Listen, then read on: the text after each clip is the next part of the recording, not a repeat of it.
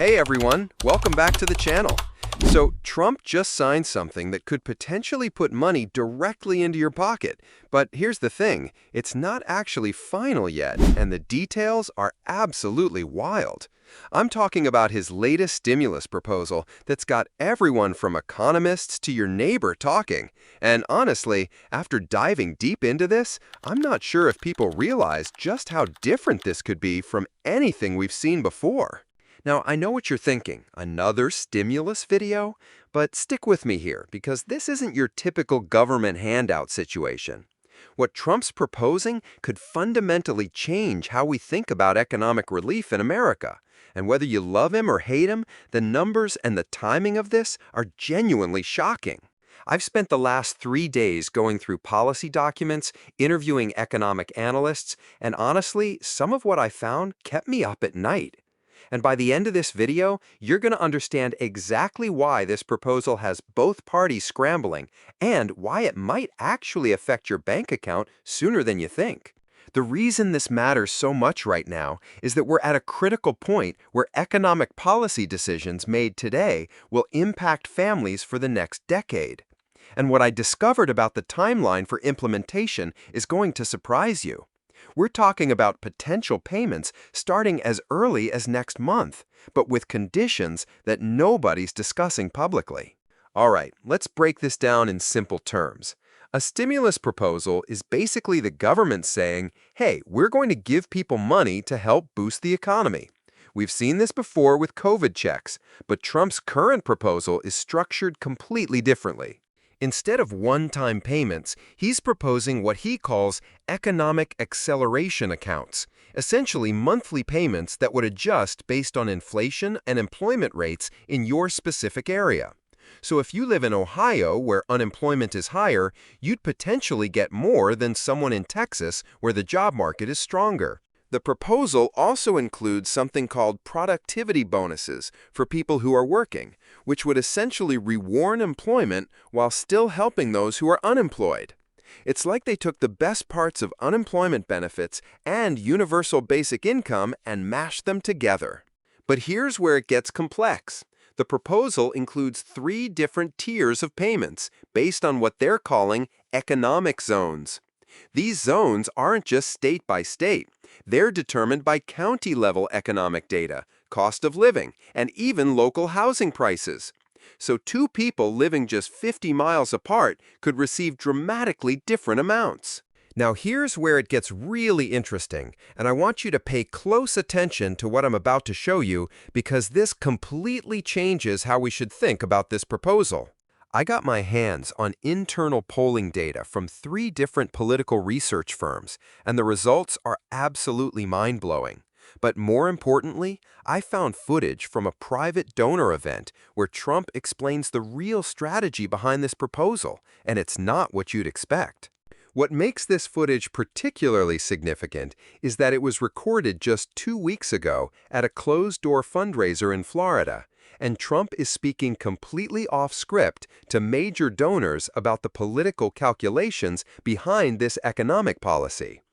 The contrast between his public statements and private explanations is stark, and it reveals a level of strategic thinking that most people aren't aware of. Okay, I have to be honest, watching that footage completely changed my perspective on this whole thing. Trump literally says, and I'm paraphrasing here, that this isn't about helping people as much as it's about creating economic dependency that ensures voter loyalty. That's not what any of the public statements have said. The official line has been about empowering Americans and building economic resilience. But behind closed doors, it's clearly a political strategy. What's even more surprising is that the polling data shows that 73% of Americans across party lines actually support the basic concept. But when you break down the details, the geographic variations, the employment requirements, the potential for the amounts to decrease over time, support drops to just 31%. The most disturbing part of that private footage is when Trump discusses how the payment structure is designed to create what he calls strategic dependency in key swing states. He specifically mentions targeting counties that flipped in the last election, ensuring they receive higher initial payments to maximize political impact. It's political engineering disguised as economic policy. So I decided to dig deeper, and what I uncovered is going to blow your mind. I reached out to economists at 3 major universities and asked them to run the numbers on what this would actually cost and how it would be funded. The proposal calls for $2.8 trillion over 4 years, but here's the kicker. The funding mechanism isn't just tax increases on the wealthy like previous proposals. Instead, it's a combination of corporate tax restructuring, cryptocurrency taxation, and something called economic velocity fees on high-frequency trading. But the most shocking part? I found documents suggesting that the monthly payments would start at $800 for individuals and $1,200 for families. But there's a built-in reduction system that would decrease those amounts by 15% each year unless Congress votes to maintain them. Nobody is talking about this reduction clause. Not the media, not politicians, not even most economists seem to be aware of it. I also discovered that the proposal includes what they're calling performance metrics. Essentially, if certain economic indicators in your area don't improve within 18 months, the payments could be suspended entirely. We're talking about unemployment rates, local business growth, even housing market stability. So the very people who might need help the most could lose access to it if their local economy doesn't recover fast enough. And here's something that really bothered me. Buried in the fine print is a provision that allows the administration to modify payment amounts based on national security considerations.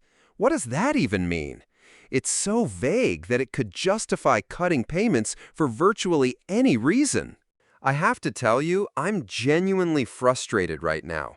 As someone who's been covering economic policy for years, it's incredibly disappointing to see such a massive proposal being discussed without people understanding the full picture. This could literally affect millions of families. And the fact that there are these hidden mechanisms and reduction clauses that aren't being discussed publicly just feels wrong. People deserve to know what they're actually getting into.